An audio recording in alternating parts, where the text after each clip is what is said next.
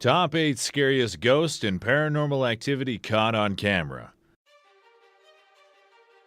Number 8. The Brown Lady. This portrait of the Brown Lady ghost is arguably the most famous and well-regarded ghost photograph ever taken. The Brown Lady of Raham Hall is a ghost which reportedly haunts Raham Hall in Norfolk in England. It became one of the most famous hauntings in Great Britain when photographers from Country Life magazine claimed to have captured its image, and it was published in the December 16, 1936 issue.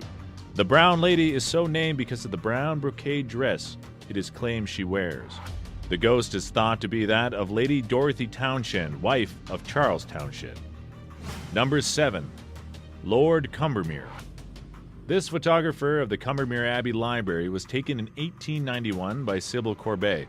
This figure of a man can faintly be seen sitting in the chair to the left. His head, collar, and right arm on the armrest are clearly discernible. It is believed to be the ghost of Lord Combermere, who was a British soldier and conservative politician. Lord Combermere is connected to another well-known paranormal story of the famous moving coffins of Barbados. Number 6. Freddie Jackson. One of the most famous photos still promoted as a legitimate piece of photographic evidence for ghosts is that now known as the ghost of Goddard's Squadron. The photo is a group portrait of Goddard's Squadron. At the top of this post is a nearly uncropped scan of the photo in question. In the back row, if you look closely at the fourth sailor from the left, you'll see that behind his head is a ghostly face. It is said to be the face of Freddie Jackson, an air mechanic who had been accidentally killed by an airplane propeller 2 days earlier. Number 5. The Backseat Ghost. Miss Madele Chinnery was visiting the grave of her mother one day in 1959. She had brought along her camera to take photographs of the gravesite. After snapping a few shots of her mother's gravestone, she took the photo of her husband in the car. But when the photo was developed, she could see that her mother, Miss Ellen Hamill, was in the photo sitting behind him. This photo is a staple to many paranormal websites and books.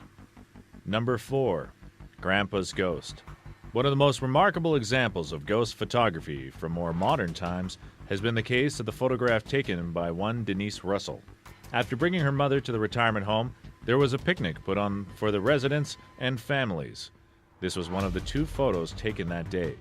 The family really loved the photos and made a few copies, and 3 years after it was taken, they noticed a man in the back, and it was unmistakably their deceased grandpa who died 13 years prior to the photo. Number 3. Cemetery Ghost Baby. Visiting the grave of her daughter in a cemetery in Queensland in 1947, a woman named Miss Andrews took this picture of what she thought was a bare grave. She was shocked to see, when she got the film developed, that there seemed to be the figure of a child sitting on the grave. Miss Andrews didn't recognize the child, and her own daughter died at the age of 17, much older than the apparent age of this infant. A paranormal investigator in the late 1990s, Tony Healy, visited the site and discovered the graves of the 2 baby girls.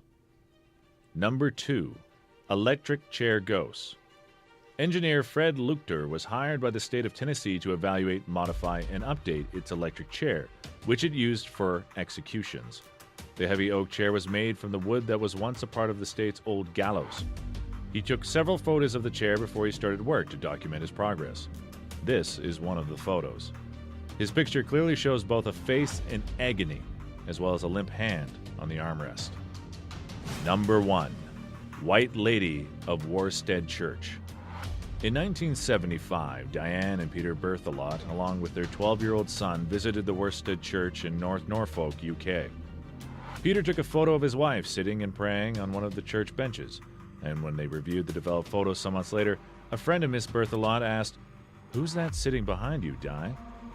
The figure in the photo appears to be wearing light-colored, old-fashioned clothes and a bonnet. Reports of the ghost date back well over 100 years. According to one story, on Christmas Eve of 1830, a man boasted a challenge to the White Lady. He said he would climb to the top of the church's belfry and kiss her if she would appear. So up he went. When he failed to reappear after a time, however, friends went to search for him. They found him in the belfry, cowering in a corner, terrified.